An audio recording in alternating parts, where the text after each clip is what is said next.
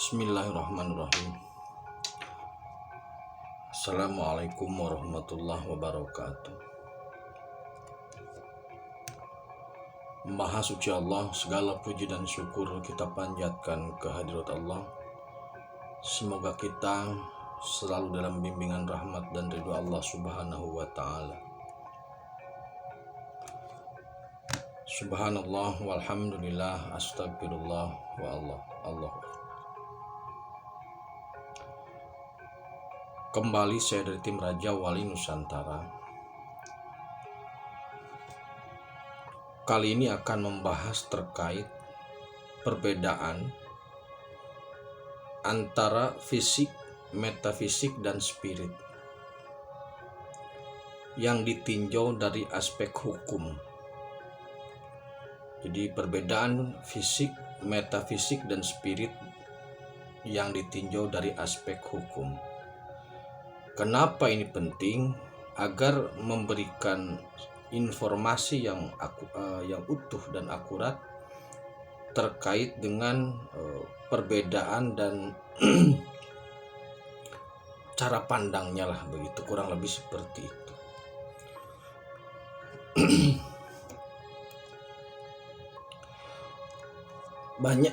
Banyak orang yang sulit atau tidak bisa membedakan mana dunia spirit, mana dunia metafisik atau mistik. Jadi disitulah pentingnya.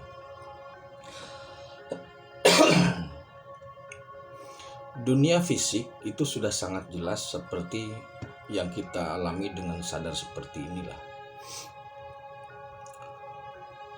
Hukum yang berlaku di dunia fisik yaitu hukum negara dan hukum Allah. Artinya, kalau kita berbuat sesuatu perbuatan yang melanggar hukum, seperti melanggar lalu lintas, kemudian membunuh, kemudian penganiayaan dan sebagainya, itu nanti akan terikat dengan hukum negara.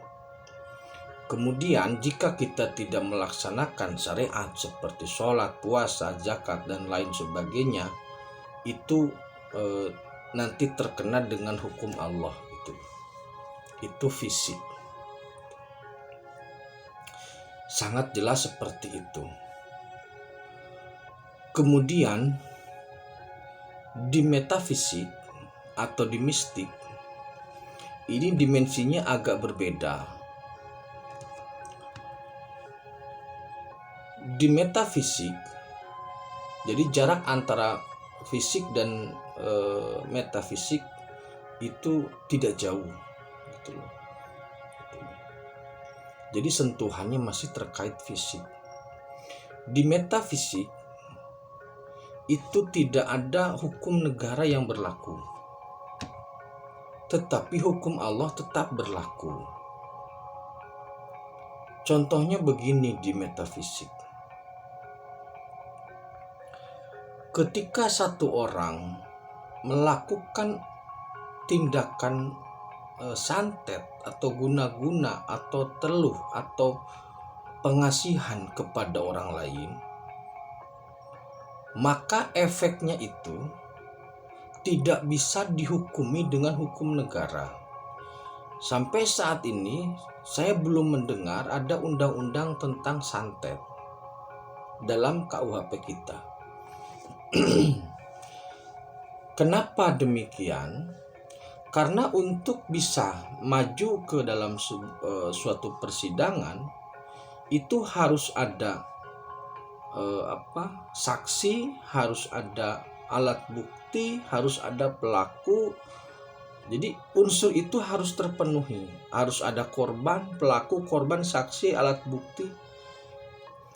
Nah, di dunia fisik itu bisa ditemukan pelaku, korban, saksi, barang bukti atau alat bukti bisa ditemukan. Tetapi di metafisik itu tidak bisa ditemukan. Nah, tetapi kemudian di metafisik ini walaupun tidak bisa dihukumi atau terikat dengan hukum negara, ini masih terikat dengan hukum Allah. Kenapa demikian? Karena begini, saudara. ketika seseorang memerintahkan makhluk, jadi proses santet, proses guna-guna dan lain sebagainya, itu menggunakan metode atau menyuruh makhluk lain. Maksudnya bisa jadi siluman, bisa jadi jin, bisa jadi setan, bisa jadi iblis. Tergantung kapasitas kemampuannya.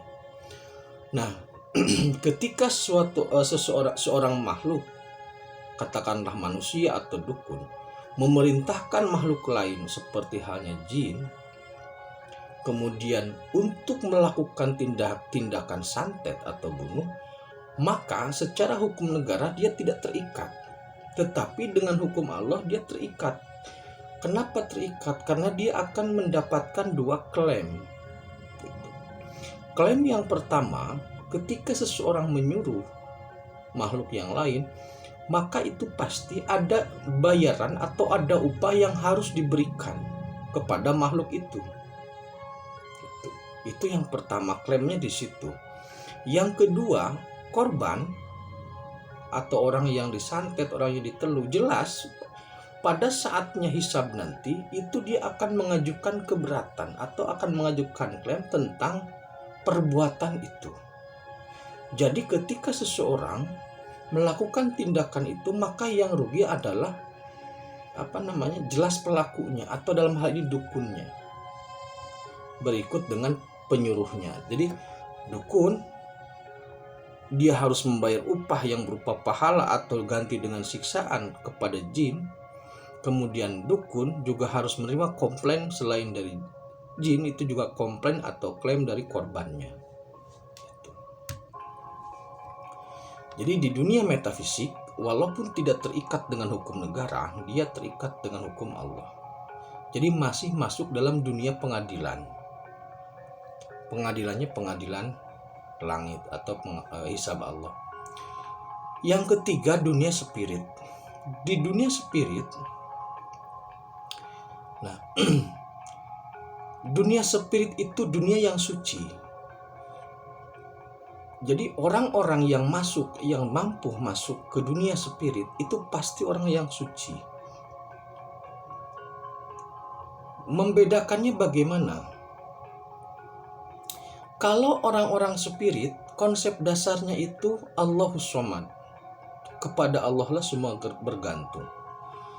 Kalau konsep dunia metafisik itu adalah min syarri ma khalaq, dari kejelekan makhluk. Jadi dalam dunia metafisik itu yang bermain makhluk-makhluk yang merusak. Sedangkan dalam dunia fisik minal jinnati wan nas. Nah, ketika masuk dalam dunia spirit, ketika seseorang mampu atau diberikan izin oleh Allah masuk dalam dunia spirit, maka dia menjadi af'al atau menjadi pelaksana kerja dari tugas-tugas yang Allah berikan. Ketika masuk dalam dunia spirit, itu tidak ada hukum karena setiap orang di sana itu merupakan af'al atau pelaksana tugas. Jadi pelaksana tugas dari hasil keputusan. Contoh begini, ketika Wali Khidir membunuh Nabi Musa, ketika Wali Khidir bersama Nabi Musa membunuh anak kecil, yang 3 ujian untuk Nabi Musa itu Nabi Khidir atau Wali Khidir itu tidak terkena taklif hukum langit, tidak terkena taklif hukum bumi. Karena apa? Itu dimensinya spirit. Pembunuhan yang dilakukan oleh Wali Khidir terhadap anak kecil itu merupakan bentuk perintah. Itu merupakan bentuk perintah. Nah, oleh karena itu di dunia spirit semua yang dilakukan oleh orang-orang tersebut itu adalah perintah Allah atau af'alnya Allah sesuai dengan kapasitas masing-masing. Bisa dalam budaya, bisa dalam ekonomi, bisa dalam hal-hal sebagainya. Jadi di spirit itu tidak terhukumi karena semua af'al Allah. Itu jadi yang membedakan dunia fisik, dia terkait dengan perilaku manusia dan jin. Dunia metafisik dia terkait dengan perilaku makhluk-makhluk yang buruk. Kemudian dunia spirit dia sudah pada proses atau konteks keikhlasan mutlak kepada Allah, bersedia patuh untuk menjadi afalnya Allah. Sehingga orang-orang yang masuk dalam dunia spirit, yang tembus dunia spirit, nafsu yang dibawa pun merupakan nafsul mutmainah. Tidak ada kepentingan lain selain menjadi afalnya Allah, atau pelaksana tugas, atau bahasanya pekerja. Jadi yang melaksanakan perintah tugas-tugas Allah. Itu yang terkait dengan perbedaan antara fisik, metafisik, dan spirit. Ada yang menarik begini. Dalam kondisi puasa ini, yang puasa kan badannya. Karena memang yang beribadah itu fisik. Maksudnya yang terhukumi dengan syariat itu fisik. Ketika fisik sedang berpuasa, kemudian spirit tembus ke langit, kemudian makan dan minum di langit, apakah batal? Kan begitu pertanyaannya ya. Maka jawabannya tidak. Karena apa tidak? Kembali ke hukum tadi. Kalau kita sholat dan tidak sholat itu dapat reward punishment untuk fisik. Tapi kalau sudah spirit itu tidak ada jejaknya. Malaikat tidak bisa menemukan jejak pelaku, bisa, tapi alat bukti itu tidak bisa ditemukan. Di spirit tidak bisa ditemukan. Jadi ketika seseorang yang sedang berpuasa di dimensi bumi, kemudian dia naik ke langit, kemudian dia makan di langit, itu jejaknya tidak ada sehingga tidak tercatat oleh malaikat. Maka puasanya tetap sah. Itu para wali seperti itu biasanya. Puasanya kayak gitu, makanya mereka kuat. Jadi siang-siang panas, naik ke langit, makan, minum, sono es jus, semua es campur, kenyang, turun lagi. Begitu. Makanya kalau ingin menikmati seperti itu, ikuti caranya bagaimana itu bisa terjadi. Demikian terkait dengan perbedaan antara hukum yang mengikat fisik, hukum yang mengikat metafisik, dan hukum yang mengikat spirit. Terima kasih, tetap tingkatkan iman dan amal soleh. Akhirul kalam. Assalamualaikum warahmatullahi wabarakatuh.